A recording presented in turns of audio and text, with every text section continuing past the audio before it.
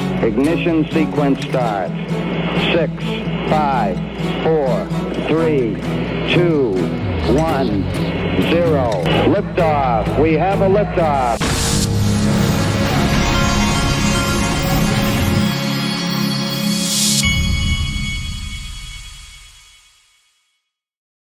Our 9th annual conference. Hey everybody, this is the Digital Asset Investor, and you're watching Ripple Swell live.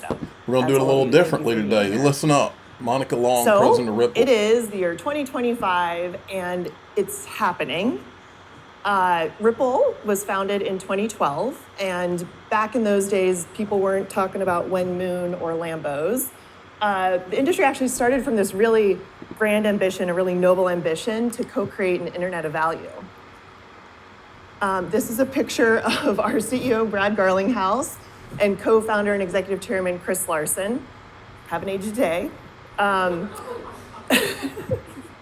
But back in 2012, 2013, Chris painted this really inspirational vision for a future in which we could represent anything of value, be it money or bonds, equities, property, or art, on blockchain, and then move that tokenized value anywhere, anytime, very efficiently, instantly, and inexpensively. This is the Internet of Value vision. And here we are more than 10 years later, and we can feel it. There's palpable momentum in realizing this vision today. So why now? Why the acceleration in utility this year in particular? The long pole in the tent for blockchain realizing that vision has always been regulatory clarity, and the clouds have been parting.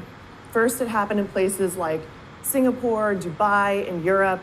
And then very importantly, this year in the US, we made a big stride with the Genius Act. So I think the industry's long recognized the benefits of blockchain and digital assets as tools to improve upon the inefficiencies in the system.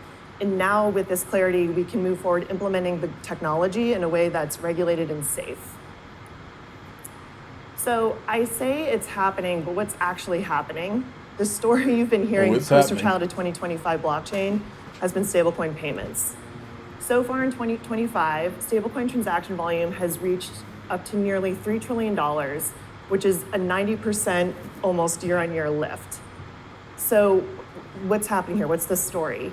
Well, Ripple, we've been operating in this space for more than 10 years, working with many of you in the room, and we provide end-to-end digital asset infrastructure to provide everything from on-ramps through the DFS-regulated stablecoin RLUSD, to secure custody, to providing market-leading liquidity, and very importantly, real-time payouts to markets around the world.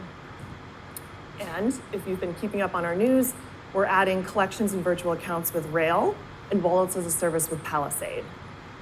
So we have this experience. We'll talk about what's actually happening in the Internet of Value coming to life through telling some of your stories.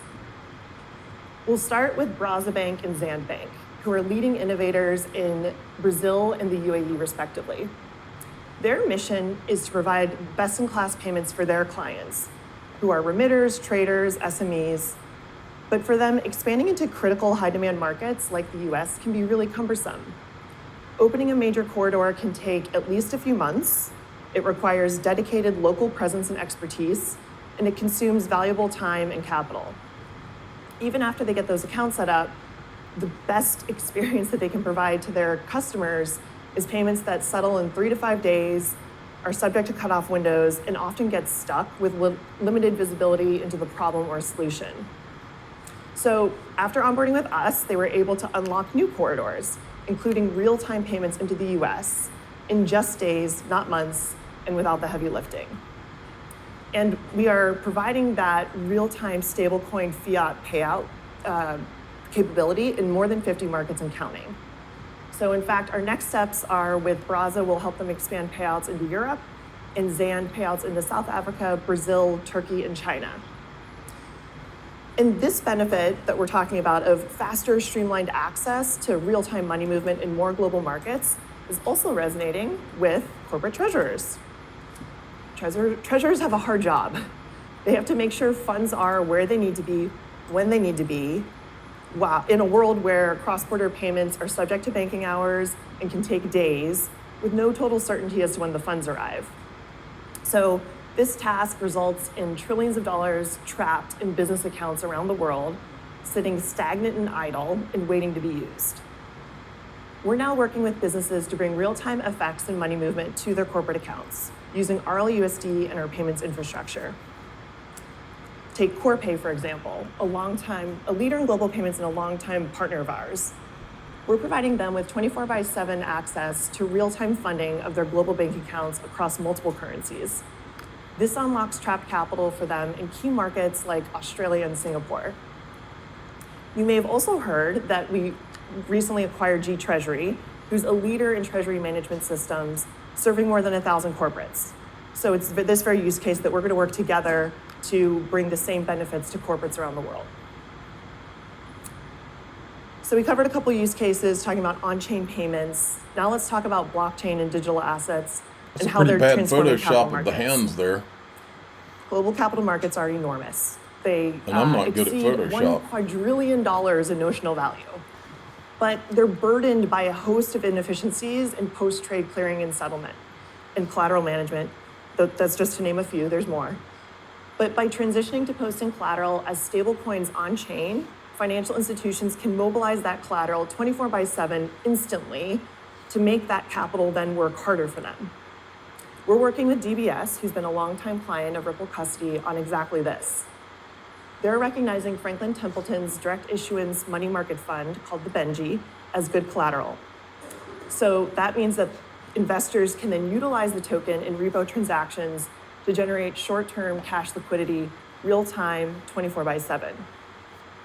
And it's this use case we're bringing real-time, always-on collateral mobility to more financial institutions via Ripple Prime, which serves more than 300 FIs and clears more than $3 trillion post-trade annually. So I hope that kind of paints the picture for you of what's actually happening out there and why we're so excited to see the Internet of Value coming to life. We're first bringing high-quality assets on-chain and then allowing them to move frictionlessly. On the XRP ledger alone, we've seen $7.5 billion in real-world asset volume so far this year. So Internet of Value is happening. It's happening here on Wall Street, the financial capital of the world. And I'm very honored to welcome to the stage someone who runs some of the bedrock of the financial capital of the world, Adena Friedman, Chair and CEO of Nasdaq. Okay, it's going to get interesting now.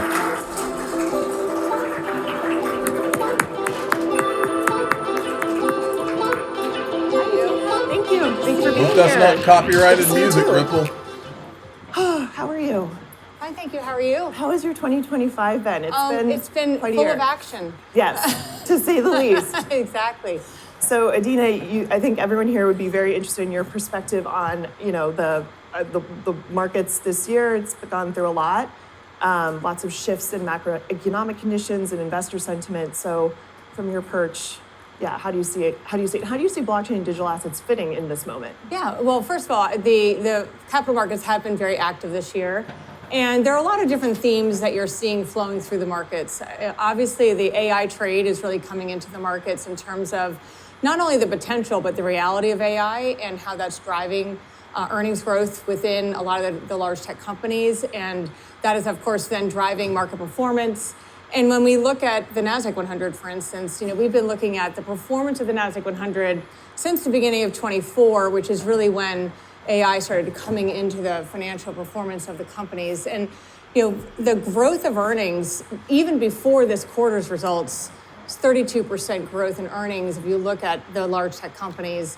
And the market performance of the Nasdaq 100 has been up 47% over the same period of time. So in my opinion, they're earning their returns, so, and the Nasdaq 100 today is an $800 billion index product, or an index that it really underpins a lot of the financial system. So we're really, really pleased to see that.